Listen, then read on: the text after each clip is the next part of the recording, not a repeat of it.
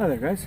So not too long ago I've been looking at some new Schrade knives that were out, and I mean I don't own a Schrade knife up until recently, but I've been looking at them for quite a while, and there's a few things I didn't like about what Schrade was doing.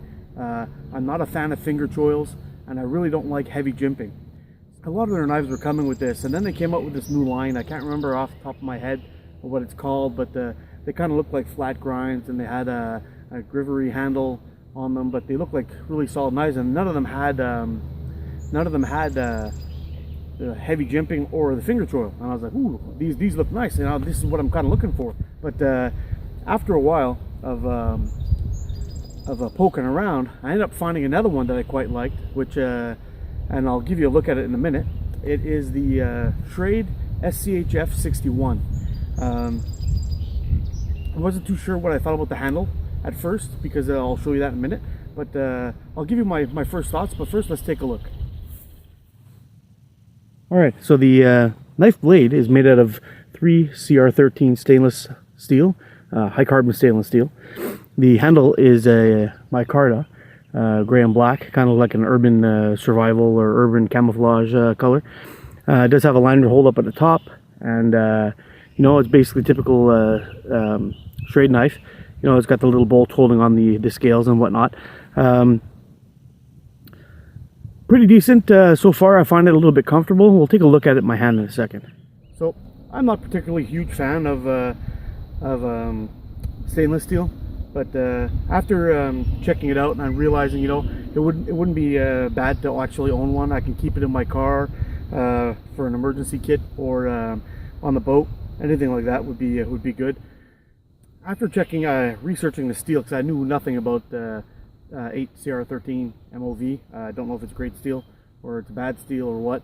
It turns out that apparently it is a cheaper steel, but it's actually a pretty good bang for your buck. So anyway, from what I've read, handle, I find it's a little comfortable. I think I might do a little bit of sanding on the sides here just to clean that up a little, make it a little bit more comfortable in the hand. But my first thoughts, getting the knife, looked at it, I really liked the look of it. The shape was pretty cool. The jimping, I had jimping on the back. It wasn't too aggressive, just nice. But I don't tend to hold my knife like this. I prefer you know, like a punching grip or a fist grip. It does fit my hand pretty well. I was worried about this not being covered with the micarta, because I thought it was going to create you know, a hot spot. You can see that kind of digs into my hand there, right there. You see, right in here. So the sheath does have, you know, it's a typical nylon sheath. It does have a little Velcro pouch up in the front here, and you can probably stick a small sharpening stone or a ferro rod in there, but that's about it. The one thing I do like about it, though, is a lot of these nylon sheaths have a Velcro attachment here, and this one is a snap, so I believe it'll last longer. So we got our snap, pop that open, pull your knife, and it does have a plastic insert on the inside. Hopefully you can see that. And the good thing about it is, if you're right-handed, you can put the knife in. There it is, it's all the way covered. If you're left-handed, you can put the knife in, and it fits on both sides, totally covered. So it's pretty much an ambidextrous knife sheath setup. The attachment on the back end is a Velcro also on the back end. Things considered, the sheath does hang nice. It's nice and comfortable, doesn't feel too heavy on the leg, and it's very accessible. Get your knife out, no problem. And once you have it snapped up, the retention's quite good. It's not going to go anywhere unless your snap pops. That's something different. So after actually playing with this knife a little bit, I decided to take it out in my yard, and I had a piece of an old piece of hemlock. I decided to you know, shave it all down and make some feather sticks and all that stuff. I noticed I was having problems with the edge. It was just crushing my wood. It wasn't really doing a good job at all, and I ended up realizing that the bevel on it wasn't even. When I stuck it into my Lansky sharpening system inside the clamp, I made sure it was perfectly straight, and then I put the you know, the stones in with the rods, and I made sure those were all even.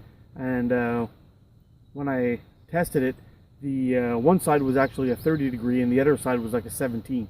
So it was or close to a 17 anyway. so it was quite a bit off. So anyway, it wouldn't cut paper, so it wasn't very sharp and all that stuff. I ended up putting an edge on it after because I wasn't able to do anything with it. And now it's sharp. It took a pretty wicked edge. If you follow me on Instagram, you'll be able to see a quick video of me shaving the hair on my arms with very little effort. I mean, there it is, coming right off. You can see you got some hair on my arm there. It's just clean it right off. So the knife is capable of taking a decent edge. How well it'll keep the edge, I don't know yet, but that's something we'll have to test out in the future. And anyway, so far, first thoughts of the knife itself. Knife's pretty cool. Like the shape of it, like the look of it. I'm not a big fan of really long knives. I prefer my knives to be a little bit on the short side. And this does everything so far that it's comfortable. I haven't noticed any hot spots with the little bit of work I've done with it so far, but it looks like it's going to turn out to be a decent knife. Now, my Puko that I did a review on not too long ago, I really love that knife, but it has one major thing going against it, and it doesn't strike a ferro rod. And that knife was about $100, somewhere around the $100 range. Not quite 100, I believe, but anyway, this one was around $40, and look at this.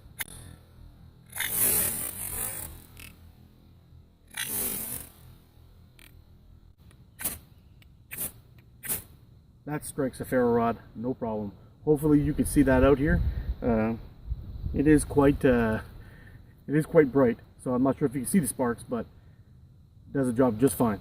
Alright guys, hope you liked this quick look at the Schrade schf61. Interestingly enough, I think I am going to like this knife. I mean, the cost of it's quite nice. You know, it's got a hollow grind on it, so that's something I'm going to have to get used to. I've never owned a hollow grind knife before, or not one that you can actually really notice. It has gotten nice and sharp, took a nice edge.